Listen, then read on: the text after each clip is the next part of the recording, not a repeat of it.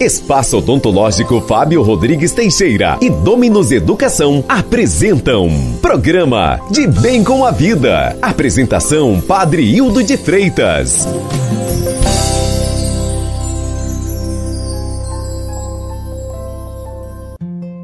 1º de novembro, primeira sexta-feira do mês. A festa de Todos os Santos será celebrada no próximo domingo, dia 3 de novembro. Bom dia, cidade de Arcos, bom dia, internautas, bom dia a todos que nos dão prazer da sua sintonia.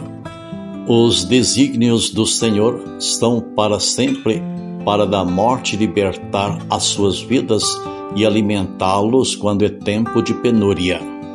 Jesus convida sem cessar a humanidade para o reino de Deus. Ele está ali diante de uma pessoa limitada, marginalizada. Jesus cura aquele homem e o envia em paz. Os fariseus não gostam e criticam a Jesus.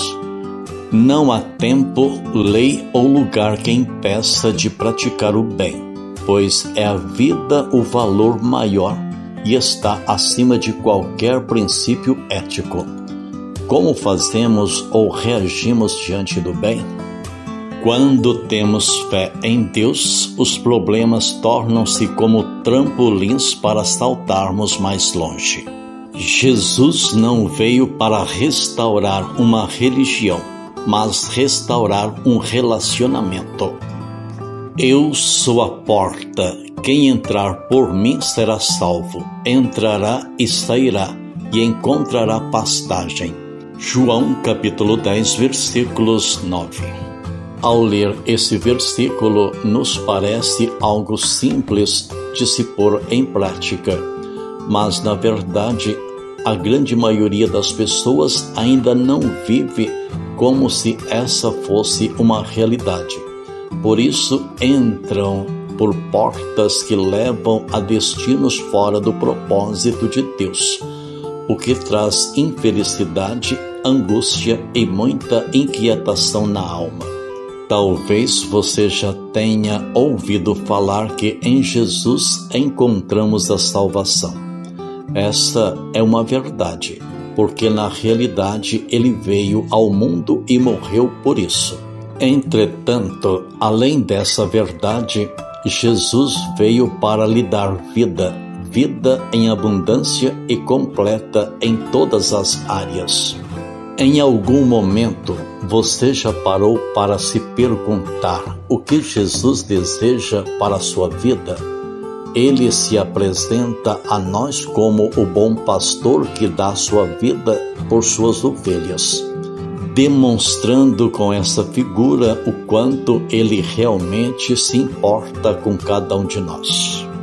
Acompanhar Jesus não se trata de simplesmente seguir uma religião, mas sim de assumir um relacionamento com uma pessoa que o ama profundamente a ponto de dar a própria vida por você. Escolha atravessar a porta que Jesus abre hoje para a sua vida, pois com ele adiante você está absolutamente seguro e com certeza só ele pode lhe trazer paz, alegria, esperança de um futuro melhor.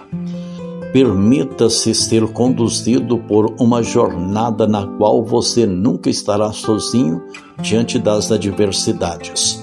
Só ele o faz deitar em verdes pastos e o guia para águas tranquilas, ainda que o mar da vida esteja agitado. Ele é a paz que você precisa para prosseguir.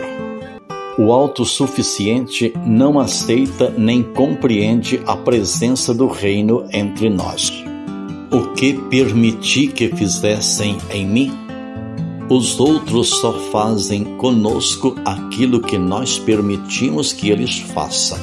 Você pode pensar, definitivamente não sou mais a mesma pessoa. O que aconteceu comigo? São feridas tão profundas que parecem ter secado na alma, roubado meus sonhos, pintado minha existência de cinza. A sensação é legítima e não pode ser menosprezada. Mas existe um ditado popular que diz: os outros só fazem conosco aquilo que nós permitimos que eles façam. A lógica dessa máxima é tão simples quanto verdadeira, e eu vou mais além. A vida só faz conosco aquilo que permitimos que ela faça. Em outras palavras, nada muda de repente. As transformações e mudanças, mesmo quando não desejamos que ocorram, são previstas, anunciadas e só nos surpreendem quando fingimos não enxergá-las. Da mesma forma, a existência da ofensa depende mais de quem se sente ofendido do que do responsável pelo comentário, gesto ou comportamento negativo. Isso quer dizer que algo somente se tornará uma ofensa se nos permitirmos sentir mal perante sua ocorrência. Ou seja, podemos ficar aborrecidos ou simplesmente entender que a pessoa tem o direito de expor o que pensa sobre nós ou reagir de forma contrária a algo. No segundo caso, podemos ter duas reações positivas: compadecermos-nos, porque, de fato, nada do que se diz faz sentido, ou caso haja algum fundamento, termos a humildade de tentar mudar nossa maneira de ser. Trata-se de uma escolha para nosso próprio bem.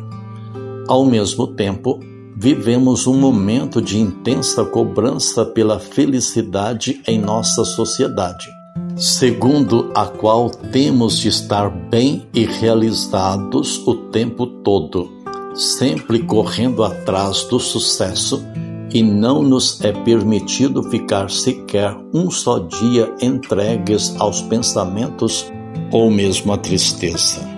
Existe uma cobrança por parte das pessoas à nossa volta para que estejamos sempre rindo de bem com a vida e bem-sucedidos. O resultado é catastrófico. Como não é possível ter um estado de felicidade permanente em razão das inúmeras tribulações do dia a dia, tudo se torna motivo para melancolia e depressão. Outro aspecto que pode nos escravizar são verdades estabelecidas pela sociedade atual, como padrão de beleza, êxito profissional e financeiro, acumulação de bens, status social, etc. Eles levam à imposição do tipo: quero, devo, não devo, posso, não posso, e por essa razão são a principal fonte da maior parte dos conflitos pessoais. Medicamentos para tratar problemas de ordem psíquica e emocional muitas vezes são indispensáveis, porém nenhum deles será suficiente se não tentarmos resolver a maneira como lidamos com esses problemas que, diga-se de passagem, são inevitáveis. Se temos dificuldade e não buscamos ajuda, continuamos batendo na mesma tecla. Isto é, apresentando o mesmo comportamento e esperando, porém, que as coisas mudem. A mudança tem de partir de nós mesmos, ou seja, de dentro para fora e não o inverso. Caso contrário, permaneceremos batendo cabeça o resto da vida, e não a pílula da felicidade que possa resolver. Minhas ovelhas escutam minha voz, eu as conheço e elas me seguem. Senhor Deus, revesti-nos das virtudes do coração do vosso Filho, e inflamai-nos com seu amor para que, configurados à sua imagem, mereçamos participar da eterna redenção. Por nosso Senhor Jesus Cristo, vosso Filho, que é Deus, e convosco vive e reina, na unidade do Espírito Santo, por todos os séculos dos séculos. A primeira leitura é do Novo Testamento, Carta de São Paulo aos Filipenses, capítulo 1, versículos 1 a 11, Salmo 110, e nos convida a rezar. Grandiosas são as obras do Senhor. Eu agradeço a Deus de todo o coração, junto com todos os seus justos reunidos. Que grandiosas são as obras do Senhor. Elas merecem todo o amor e admiração. Grandiosas são as obras do Senhor. Que beleza e esplendor são os seus feitos. Sua justiça permanece eternamente. O Senhor bom e clemente nos deixou a lembrança de suas grandes maravilhas. Grandiosas são as obras do Senhor. Ele dá o alimento aos que o temem e jamais esquecerá sua aliança. Ao seu povo manifesta seu poder, dando a ele a herança das nações. Grandiosas são as obras do Senhor. O Santo Evangelho, escrito segundo Lucas, capítulo 14, versículos de 1 a 6. Assim está escrito: Aconteceu que num dia de sábado, Jesus foi comer na casa de um dos chefes dos fariseus, e eles o observavam. Diante de Jesus havia um hidrópico. Tomando a palavra, Jesus falou aos mestres da lei e aos fariseus. A lei permite curar em dia de sábado ou não? Mas eles ficaram em silêncio. Então Jesus tomou o homem pela mão, curou-o e despediu-o. Depois lhes disse: Se alguém de vós tem um filho ou um boi que caiu no poço, não o tira logo, mesmo em dia de sábado? E eles não foram capazes de responder a isso. Estas são palavras de salvação. Glória a vós, Senhor. No Santo Evangelho que ouvimos escrito segundo Lucas, capítulo 14, versículos de 1 a 6, nos ensina a palavra do Senhor. Jesus aceitava o convite de fariseus, como também de publicanos e outros que eram considerados pecadores. Os fariseus, que se apresentavam como justos e fiéis cumpridores da lei, estavam a observá-lo, não com a intenção de conhecê-lo mais. Olhavam-no de forma preconceituosa, tendo já um julgamento sobre ele. Isso condicionava seu modo de viver, impedindo-os de aceitá-lo. Se alguém tem sede, venha a mim e beba. Aquele que crê em mim, rios de água viva jorrarão do seu interior. É desejo do Pai que sejamos todos bem-aventurados. Esse desejo foi manifestado por Jesus naquele dia em que estava cercado dos discípulos e de uma multidão, e junto deles proclamou as bem-aventuranças. Nossa vocação é para a santidade, para as bem-aventuranças. É nobre celebrar este dia e recordar o dia do nosso batismo, pois ali o Espírito Santo plantou em nossa existência a semente da verdade de Cristo. Unidos na mesma fé e com todos os que buscam sinceramente ao Senhor, celebremos com fervor a festa de todo o povo de Deus.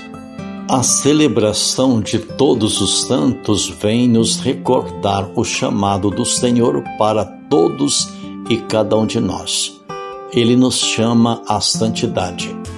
A proposta de Cristo é para que andemos pelo caminho que nos conduz para a interioridade de Deus.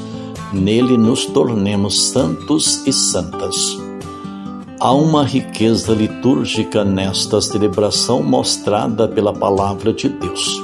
O livro do Apocalipse, que nos fala da multidão que estava diante do Cordeiro. Não eram algumas pessoas, era uma multidão. Aliás, porque aos que apregoam que só 144.000 irão se salvar.